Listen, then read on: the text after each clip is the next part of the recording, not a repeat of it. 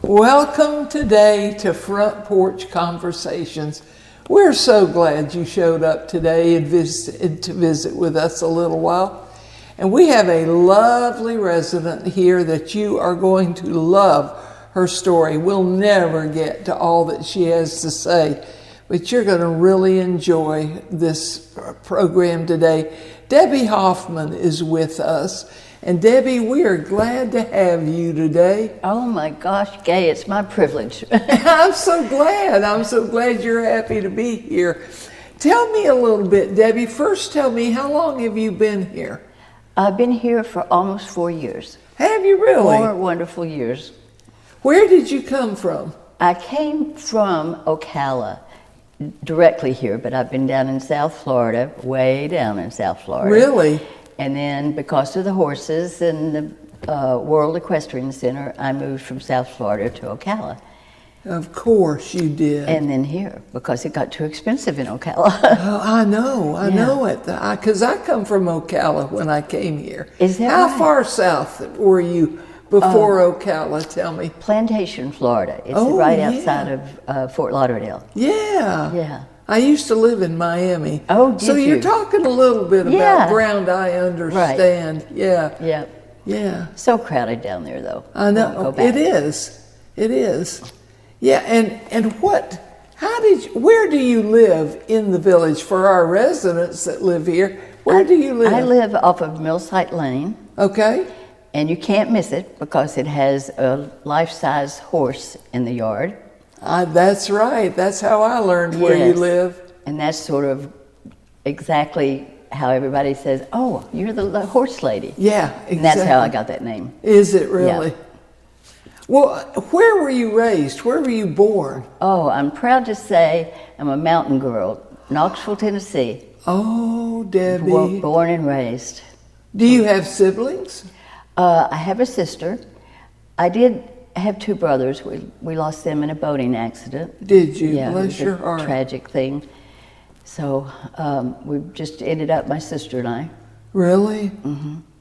So, and you went to school there, right? Oh, yes, ma'am. Did you? Yeah, I went to UT. Oh, my goodness. Boy, did we have fun at UT. I bet you did. So I'm a volunteer all the way. Yeah, got to be a Tennessee volunteer. Yeah, exactly. Well, you just came from God's country, didn't you? I sure did. They can't take the mountain out of the girl. It's the truth. That's the truth. True. Well, how did you even find out about Advent Christian Village? Oh my goodness, that's an interesting story. The hurricane was coming, and I was at St. George Island and having an activity with some Knoxville girls. And we hadn't watched the news or anything, so we were going out shopping, and we saw the newscaster there. And we looked at each other and thought, what the heck is going on? We better go back and see what's going on. So we go back to the house, find out there's a hurricane coming. So they go back to Tennessee. I start heading south, and I was going to go to Ocala and hide. And I looked up, and it said Live Oak. And I looked at my little dog was next to me, and I said, hold on what you got. Put on the brakes, we're going to Live Oak.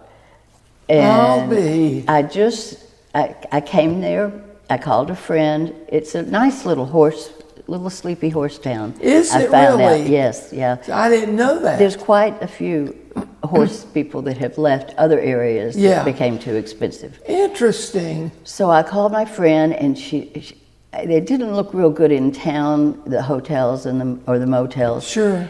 So I said, where can I go? And she said, come to my house. I said, no, I got my dog. I'm dead tired. Just where do you think I can go? She said, all right, stay on 250 and go and go and go. I'm going to call and make your reservation. It's called Advent Christian Village. Oh, B. So I got a place overnight. I ended up staying a week. At the lodge. At the lodge, and I walked every bit of what there was to see at Advent Christian Village. Made a deposit before I left. I said, I'll be back. And Debbie. And sure enough, I went home and I put my house for sale. And I kept calling and saying, don't give away that duplex. And that's how I got here. My stars. Yeah. We have a lot to offer. It was a great place for me to move. Well, and that is so spontaneous. I know it, but that's the way I do things sometimes. Sometimes they turn out not so much. Right. But this was definitely a blessing. Well, you've talked about your love for horses. How did that start? Well, in Tennessee, I was on a horse probably from the time I was 4 years old. And when I got old enough, I showed walking horses. Oh, you did? That's what I started on. And I showed them until I was probably about 18 years old. And I took my horse to college with me. They had an equestrian program. And then we were always coming down to Florida, for Easter vacation or whatever. So I was pretty familiar with Florida. And when I got married, I said, I believe I want to go to Florida. So that's how I ended up in Florida. How did you meet your husband? He was originally from North Carolina. Okay. And I was working. I was a college student, and I was having to work. You were working in college? Yes. And I wasn't quite bright enough to be a waiter or a waitress, because that's too much thinking. I'll tell you But I was what a it hostess. is. I did okay at the hostess. Okay. So Tom was my husband's name. He wandered in there one night, and he just sort of stood right next to the cash register, and we talked, and he kept coming back and coming back. And then one night he said, can I take you home? Because it would be late. Right, right. And I said, oh, I don't think my daddy would like that. And so he said, well, let me meet your dad. So I took him to meet my dad, and my dad, of course, fell in love with him. Is that right? And that's how it all started. And was he in college as well?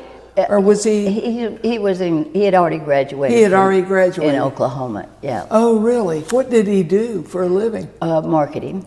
Did he really? Yep. Oh, how interesting. Until we got into underground, and that's another whole thing. We ended up having our own company, underground utilities. And we had that and so you were in on the years. ground floor of that. Yes, yeah. We worked hard at that. It was called Plantation Construction.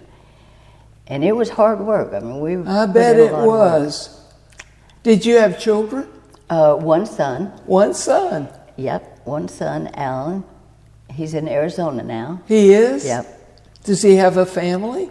No, he's a workaholic, sort of, a lot like me. He's like his mother. Yes, yeah. He also took over the company. He when did? We retired, yes. And I call him a underground genius, because he knows it all. He's way better than we ever were.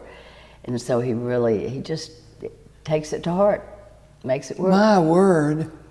Well, you were really in on the ground floor of that business. Yes, it was. That industry. It sure was. It was hard. We would get in first and put in the pipes. Would be you? First in there and last to be paid. I bet. So we really had to work hard at, making ends meet, but it was profitable, and there's not many people that could do it in South Florida because the water table is so close. See, that's what I thought about when both of my sons worked with a telephone company. Oh, yeah. And then when they started putting lines underground, Right. I thought about that too, because we were so close to the water table. Absolutely. So that's got to be difficult to move around. It is. The fact is, from our job, I was given a job through the DOT and called one call coordinator. So I had to manage and locate everything that was underground and pray they never hit gas. Yeah, Debbie. It was really... Whoever thinks of that, hitting gas? I know it, yeah. And a lot of times the as-built aren't correct, so you really have to go out there and physically locate. Well, you're really interesting, Debbie.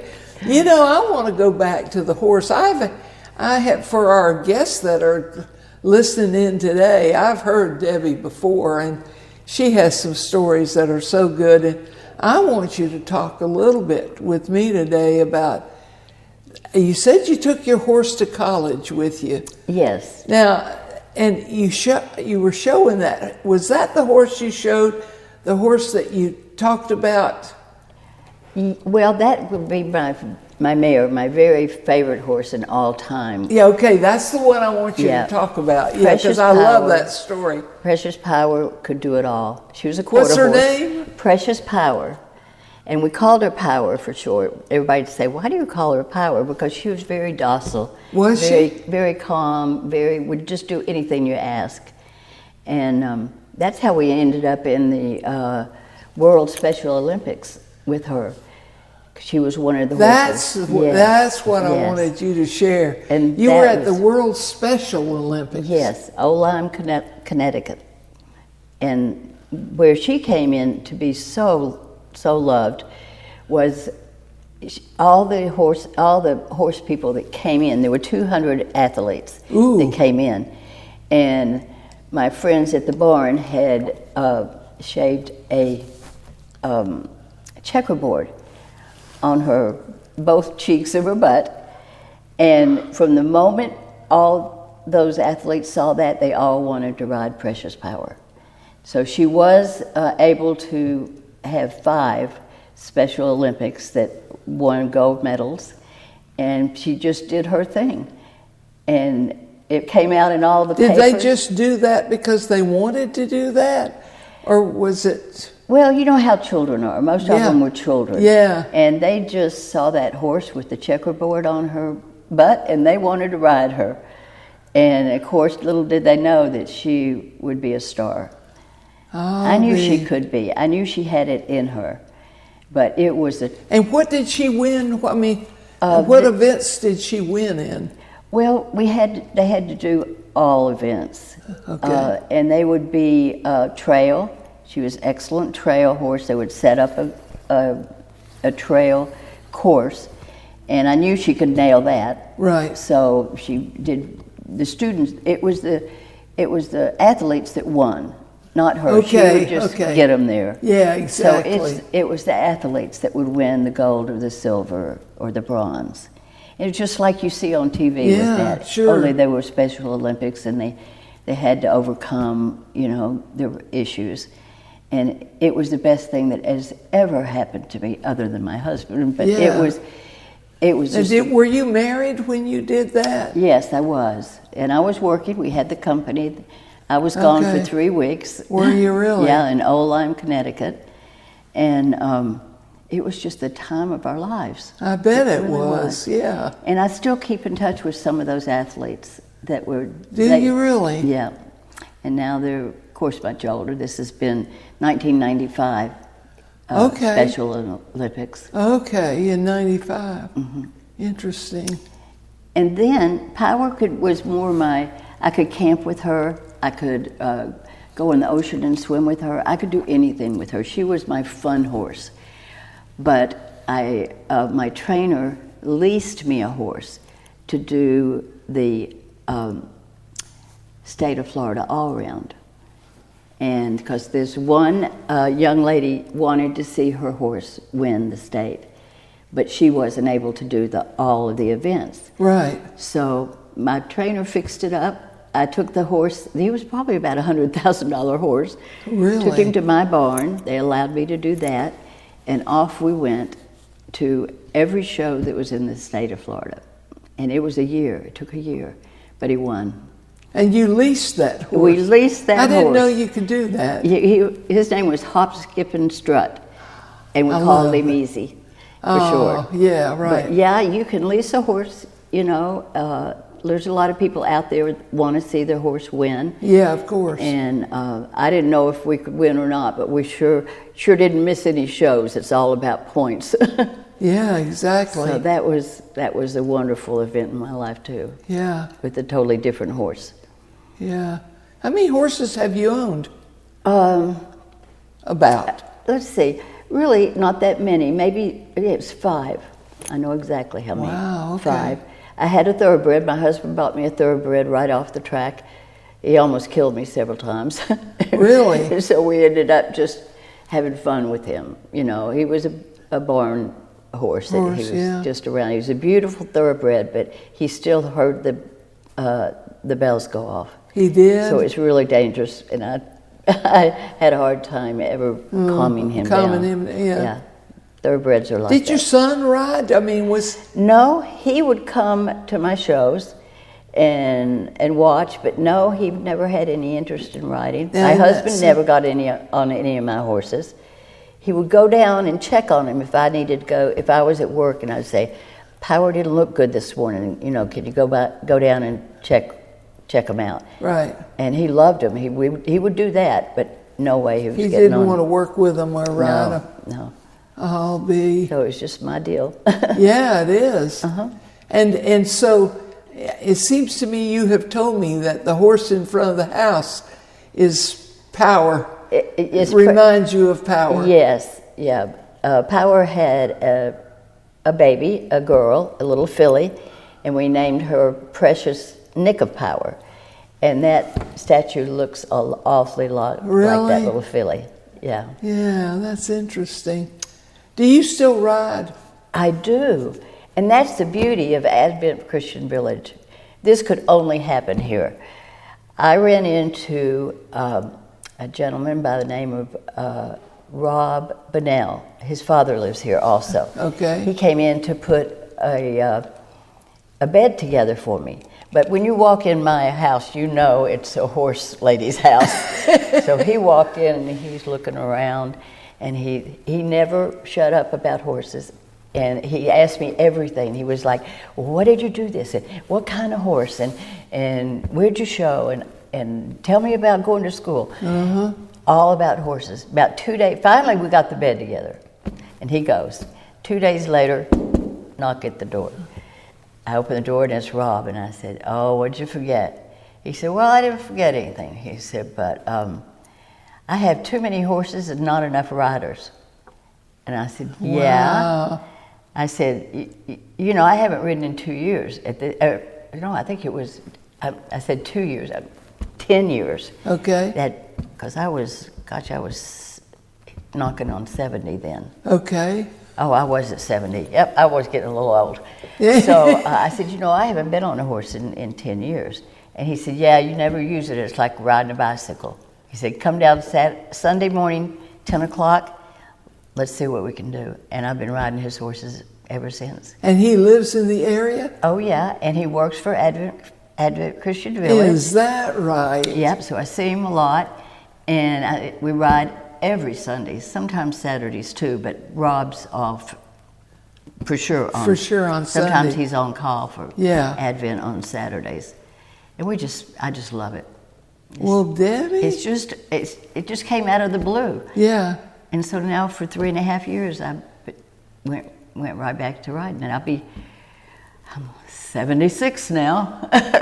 Well, I'm impressed. Yeah. I'm impressed. I'm just lucky that situation presented exactly. itself. Yeah, exactly.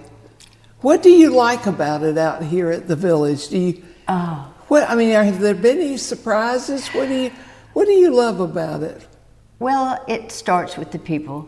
Yeah, it The does. people are great. Yeah. And everybody has a story of Isn't how they that got the here. truth? Oh, I love to ask, how did you get here? I know, I do too. But it is, and we just have great people here. And the activities, you know, James keeps us so busy, I can't do them all. I know that. But you know, where else could you go and have all these wonderful activities, a bus to take you to a dine out, Yep, friends that just would do anything for you. I know it. I know. This is a very unusual Community. situation. Yeah, that we it have. is. I don't think there's another one available. Yeah. So I'm here for the rest. Yeah, and I'm so glad I met you. Oh, I'm glad I met I you am. too.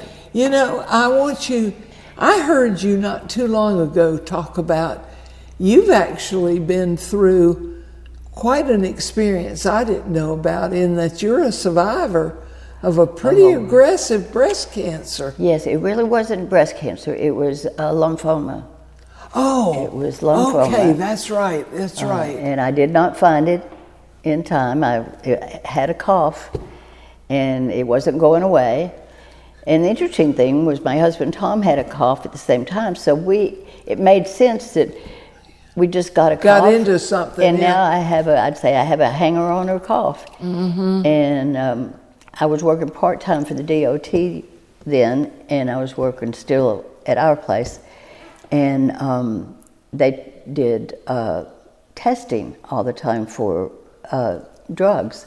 And of course, I was like, well, that's not a problem for me. No. Well, lo and behold, this one time they tested me, and they said, Debbie, we need to retest you. And I said, why? They said, something showed up. And I said, yeah, you need to retest me. Yeah. Well, they ended up, the cough medicine that my doctor had been giving me had codeine in it. Oh, okay. And finally, we figured that out. They said, are you taking any medicines that would, show up? And I said, I only take cough medicine for my cough, because we worked in a, in a very close area. Yeah, sure. And I just couldn't, I couldn't sit there and hack all day. No. And it worked. So that's how we came to find out that I had lymphoma, stage 4, inoperable. Stage 4, Yes. inoperable. Literally, they said, get your affairs in order. Did they really? How old were you, Debbie, when that happened? 60. Good grief. Yeah, 60 years old. And I didn't like the first doctor I had, but I got another doctor that was a specialist of lymphoma. And I just got really lucky that my boss at the DOT, his dad was a doctor. And he set everything up for me. And that doctor, Dr. Alves, he saved my life. Well, that and God. Exactly. And he put me into a study, because he said there's not really anything that we can do. We can start you with chemo, but it's going to have to be very aggressive. Yes, of course. And so he said, but let me make a couple of phone calls. So he walked out. Tom was there at this appointment, and came back in, and he said, would you be interested in a study? And it just, the fact is, when I talk about it now, I get cold chills. It just changed the focus of my journey, my cancer journey. Because I thought, if I have to go, at least maybe somebody can be helped from this. How thought-provoking. So it absolutely changed my journey to a positive. Sure it did. And when he said aggressive chemo, that was an understatement. Yes. It changed Debbie. It just was really, it just was more than I could take. And finally, I didn't find out until later, he had to remove me from the study, because I just was not Debbie. I was doing unusual things. Yeah. It just took over. Sure. But it saved me. Yes, it did. Yeah, we finally worked through that, and I became cancer-free. And sometimes lymphoma comes back. Is that right? It's been It's all been these years, all 20 these years. now, Yeah, sure. How about that? I have blessings left and right. Is Yes, all I you can do. say. You do. I'm in the right place.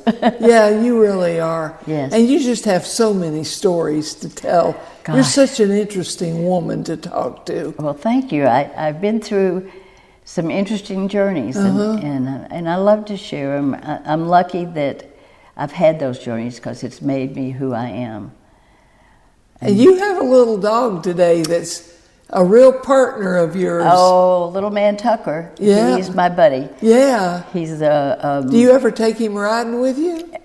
yes. Do Actually, you? I have pictures of him being in a big bag Yeah. and peeking out. Yeah. And he loves it. He loves it. Yeah. Of course, he my loves the goodness. golf cart Yeah. more. Oh, yeah. Yeah, of he's a course. rider. Car, Oh, yeah. anything, horse. Yeah. He's there. Yeah. Well, Debbie, I can't believe how fast our time goes. I told you that you would enjoy these conversations with Debbie, and we've only just scratched the surface. But if you were talking to young people today, with the background you have and the experience you have, what kind of advice would you give young people today? We have a campus full of employees that are young. What would you say to them if they would listen to us? I would say to them, never give up. Good There's word. always a way, Yeah. but you have to pursue. I would just say, work hard, keep asking questions, Good keep point. trying, Good and point. work through the problems. I love and it. you'll be okay. I love it. Well, she was every bit as interesting as I said she was, isn't she? And we are so glad you dropped by and sat with us on the front porch today. And we hope that you'll come back the next time we pull out our rocking chair. Have a good day.